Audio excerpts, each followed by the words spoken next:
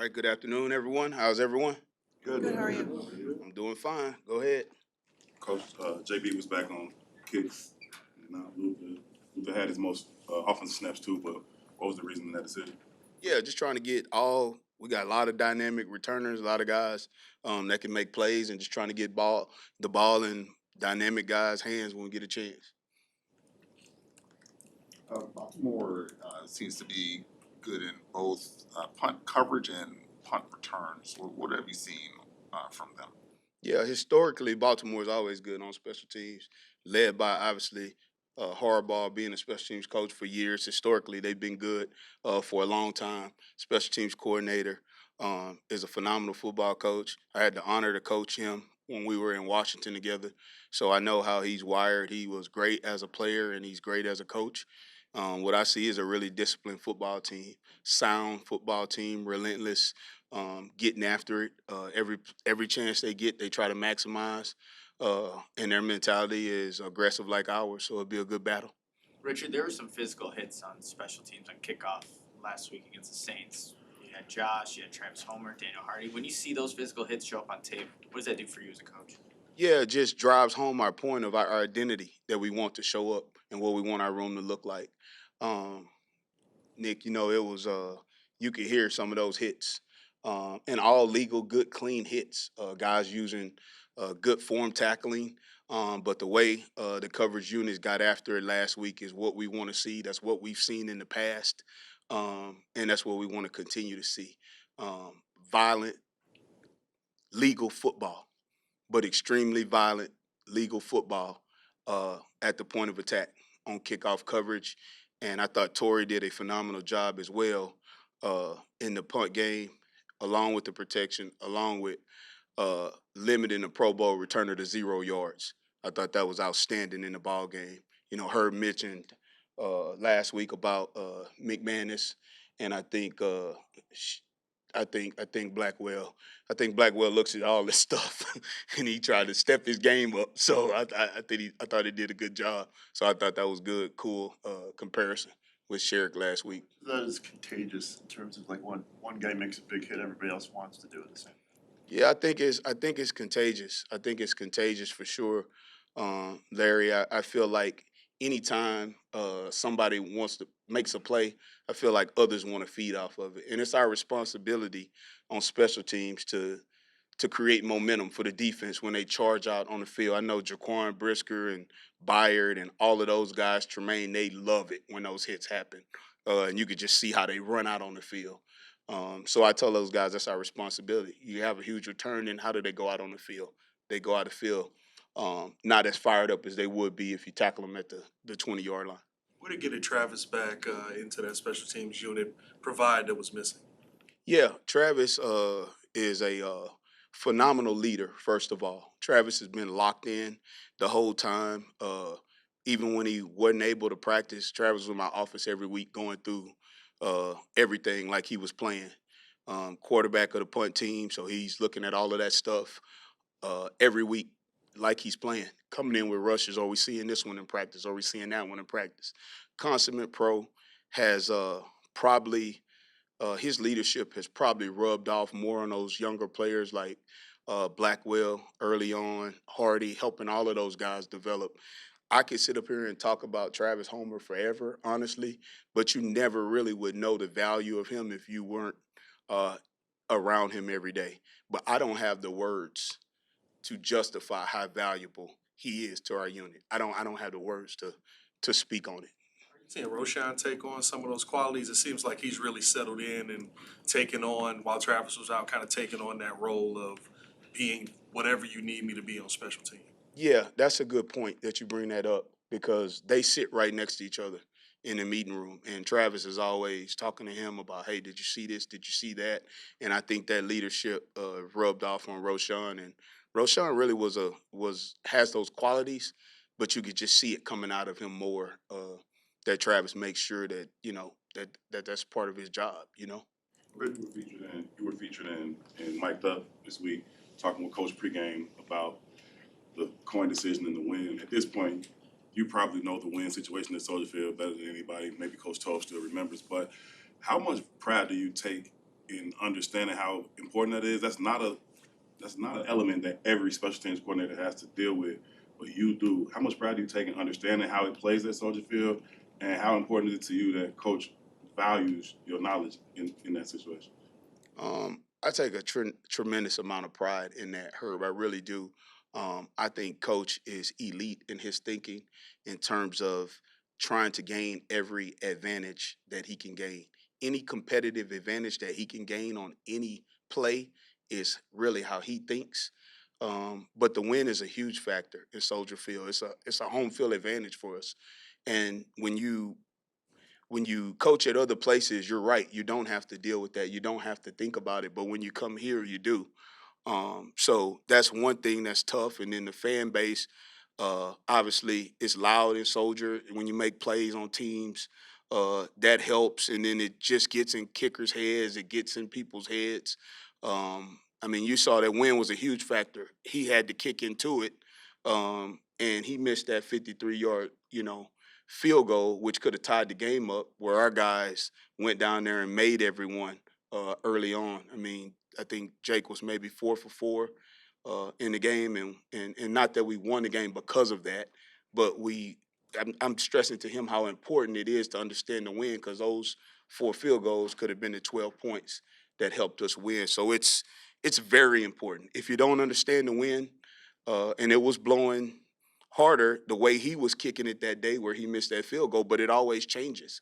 And if you don't understand the win in Soldier, it could have an effect on the ball game. So I thought that was excellent by Coach being dialed in. I haven't seen that, what you're talking about, but by him being dialed in on that, just goes to show you the level of preparedness that he has, and he the way he goes about his work.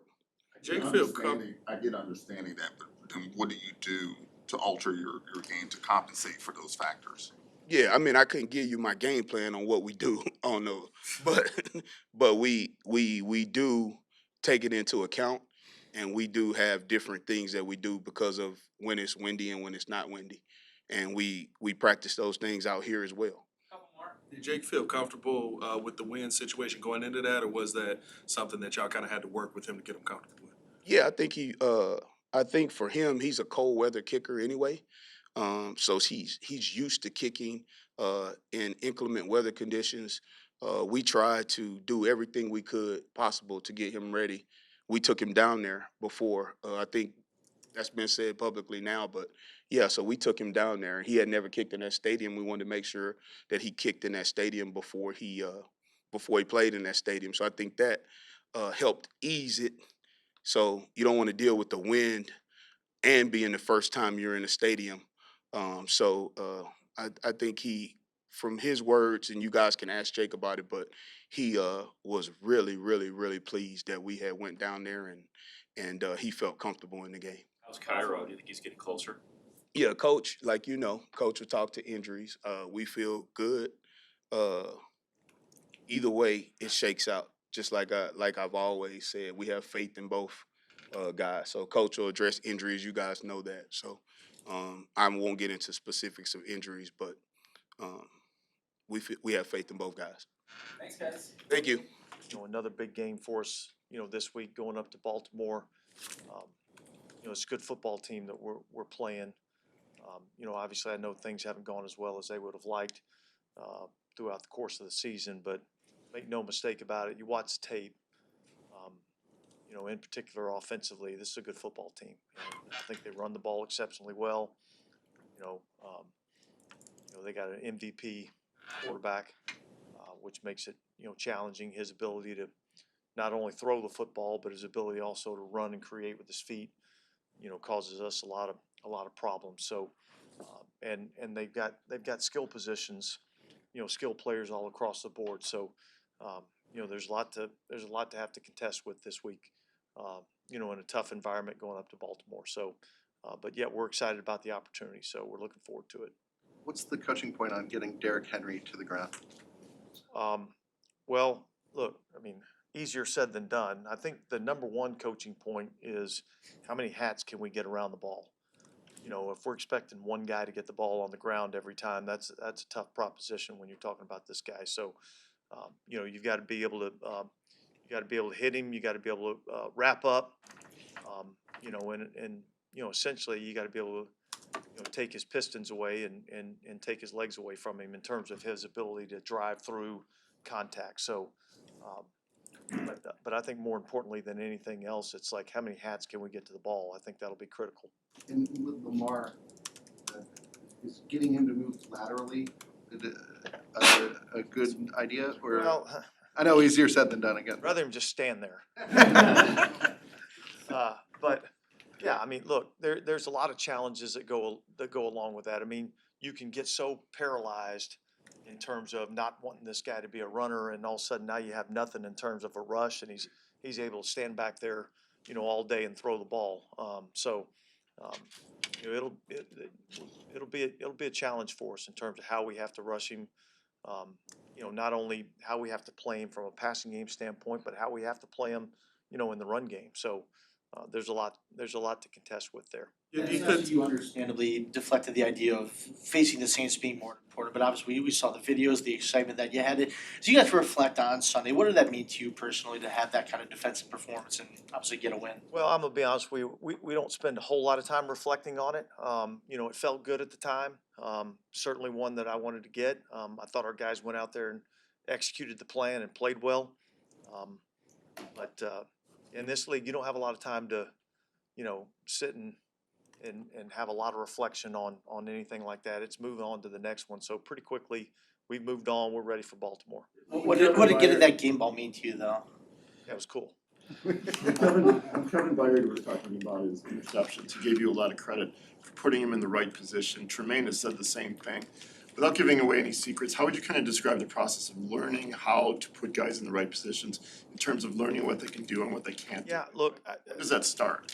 I mean, it's started in the spring, but it takes a little while. The evaluation process takes a little while. And so, as we've gotten used to, what guys do really well, what guys maybe aren't quite as good at, we're starting to learn a little bit in terms of how to put them in positions to, accentuate the things that they do well, and try to minimize the times you're asking them to do things that maybe they're not, quite as good at. And that's a process that takes a lot of time. And look, I would say this. I'd say this is all a combination of a lot of different things. We've got a lot of really good assistant coaches that do a great job of coaching these guys, do a great job of, giving them some tips and alerts, some things to look for. Technique-wise, they put them in the right spots. I think our assistant coaches do a great job. I think our guys are really starting to understand the things that we're asking them to do. And I think they're seeing some of the benefits of, hey, listen, if we kind of do what we're supposed to do within the framework of the defense, we're all going to have opportunities to make plays at some point in time. And I think they're beginning to trust each other. Because a lot of times when you watch, a lot of times when big plays happen, it's because somebody's trying to do somebody else's job, and now all of a sudden we're out of position. I think, our guys have done a much better job, of trusting in each other, trusting that the guy next to them is going to do their job, and then understanding, as they watch the tape, where their opportunities to make plays are. And then when those opportunities have presented themselves, our guys have done a nice job of making the play. What do you think you guys have done particularly well on third down to be so good, so efficient? I think execution. I think that's the number one thing. Our guys are doing a good job of executing the plan. I think they understand what we're trying to get accomplished, and they're doing a good job of executing their job and their assignment, their responsibility. And so, I think that's anytime you have success, it's gonna go back to how did we execute. It's not about what the call was. It's about how do we execute the call, and the players are the ones that make the calls come to life. And so, I think our guys are doing a much better job of doing that. Coach, you talking? On the note of putting guys in the right position, what did you see from Tremaine when you were evaluating the off-season stuff and then early in season to move him to the weak side spot? And why did you think he'd be more successful there? Well, look, I think his athleticism allows him, to play in that position, a little bit more. That player plays a little bit more in space.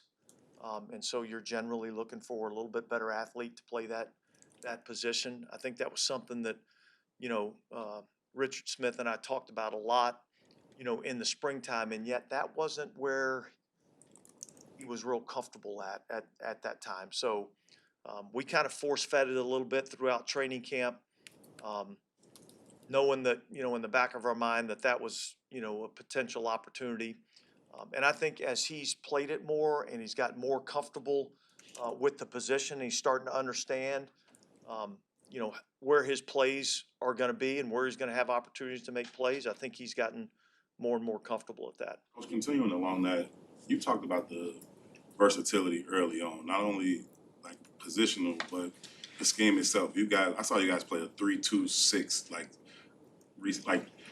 have you gotten to the point where this like versatility is where you hoped it would be, and you got a game coming up this week where you might be banged up in the secondary. You got guys like Kyler, like Jaquan, like Tremaine that can move around and do so many different things. Has it come to what you envision in terms of how you're able to move parts around? Look, I mean, I think it's always still a work in progress, and I think we've evolved a lot from, where we started to where we're at right now. I think anytime you have guys that can do multiple things, play different positions, I think that just allows you to be maybe a little bit more creative in terms of what you're doing, and we have a few chess pieces on our defense that, we can move around and put in different positions and do some different things with. And but that only works if you have smart enough players to understand what to do, And I think our guys are. I think that the work that our guys are putting in outside of the building, off the practice field, outside of when they're in there with the coaches and meeting with the coaches, I think that's been a key part of our ability to play better, over this, call it, last 4-game stretch. So, and that'll continue to be a big part of what we do. What was that 3-2-6? Like you had both your linebackers. That was just like one to get your dime package in, but also keep TJ on the field, where as opposed to earlier he was kind of coming off in those. What was that? I don't know how many times I've seen that. We've done it pretty significant amount throughout my years of calling the defense. So it's another avenue to try to hopefully create some stress for the offense. The defense was really good at getting those top-down punch-outs, and has been really good at getting some of those strip sacks. How do you balance going after the ball with Lamar Jackson, who has had a lot of fumbles in his history, but if you miss, he could be gone, and you may not be able to bring the tackle? Yeah, I mean it's a delicate balance, and yet the most important thing on the field is the ball. And so I think every time we take the field, we're hunting the football, and we're trying to take the ball away and get the ball back to the offense, because really at the end of the day, that's the only reason why we go out there, is to get the ball back for the offense. So that's kind of our focus, and our guys are believing in it, and that's been cool to see. All right, thanks, guys. Declan, how'd you feel about the offensive line in this last week? Seemed like not really a step back, but maybe not that step forward that you were hoping for. I think depending on how you look at it, obviously our run game has started showing up for us, and so that's been really positive. And yet there's a lot of areas of improvement, to your point, that we're going back to the tape and we're looking to correct. Not only just in that meeting, but this week as we're going out to practice, things that we kind of want to see come to life with the O-line and then with the offense as a whole. What do you like the most about the way the team has run the ball the last 2 games? Oh, I think the things that we preach, the fundamentals, the things that I think Courtney asked me a question a week ago. What's a run game look like? We're physical on the perimeter. Our tight ends are blocking well, and our O-line is in concert. They're communicating well, and obviously that's showing up. The backs, I think the 2 backs, ran extremely hard. 3 backs, excuse me, ran very hard, and they've done a good job of kind of bringing to life the things that we've been, really preaching ad nauseum, since the beginning of the season and since we got here. How delicate of a balance is it for what Ben Johnson said? You don't want to neuter Caleb Williams' ability to field the pocket, know when to run, while also trying to get those completions and play in system. Yeah, I think it's a healthy balance. It's one of those things that I talk about all the time, but like each play is its own play, and so it's case by case. However, you want to try to give him some guidelines as far as hey, you break contain. This is what we're thinking. This is what the plan of the receivers should be in order to create the correct spacing so that we're not running into each other, things like that. So they're really more contingency plans so that when that second act starts, he knows exactly where he needs to go with the football. You want to encourage him to be aggressive with it because he is very talented in that area. And yet at the same point in time, we want to make sure we're staying, on the rails or within the realm of, what we're asking of him and the wideouts as well. As an extension to that, Caleb now for the last couple of weeks has been lamenting his inability to throw on the run as well as he had in the past. How do you coach that? What's he missing? What's going on with that? Yeah, I think part of it is, at times it can be inaccuracy. It can be, hey, I missed a throw, and other times it's, hey, we're not on the same page, and so it may look different to you as you're watching it than maybe it looks to us in the film room, saying, hey, those two guys aren't on the same page. So I think you're coaching it off of the play as you go. But I talked about it before. We've kind of implemented some of those things in practice as far as him breaking contain and really emphasizing how that needs to look and giving him shots at it in real time in practice. How much of that is the receivers to have that chemistry line up? I think it's always on all of us. It's always a collection of the wideouts doing the right thing and him being on the same page as them, as well as our O-line, blocking through the echo of the whistle. As the tight ends are involved in that.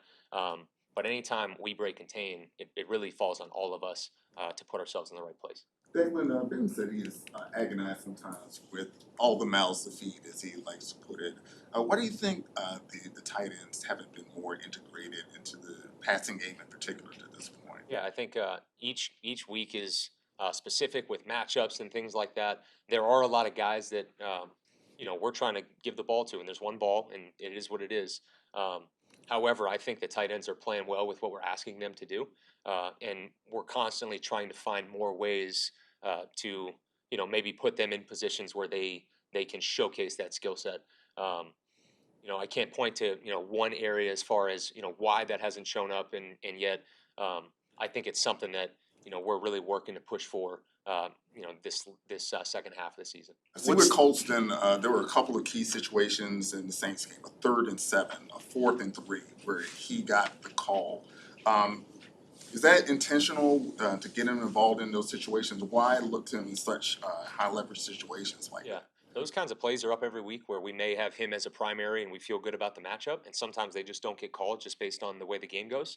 It just so happened that 2 times in critical situations, he's able to kind of showcase that, and he's in really a one-on-one in one of the cases, the 3rd and 7 you're talking about, and then really at the end of the game there to ice it, he's able to work a choice route, and he's on the same page as Caleb, and I think he is a plus receiver. He's really good within the route, creating separation. He's really friendly to throw to. He's a big target, and in those crunch time moments, I think that we're building that chemistry with Caleb of him being more comfortable, throwing to him in those moments. Declan, what does he have to do in the pass interference? Like, what else could Colston do to not get that flag? Yeah. So we always want to reach out and figure out, how if we can teach that better. We are teaching it the right way, and so we're going to continue to teach it that way.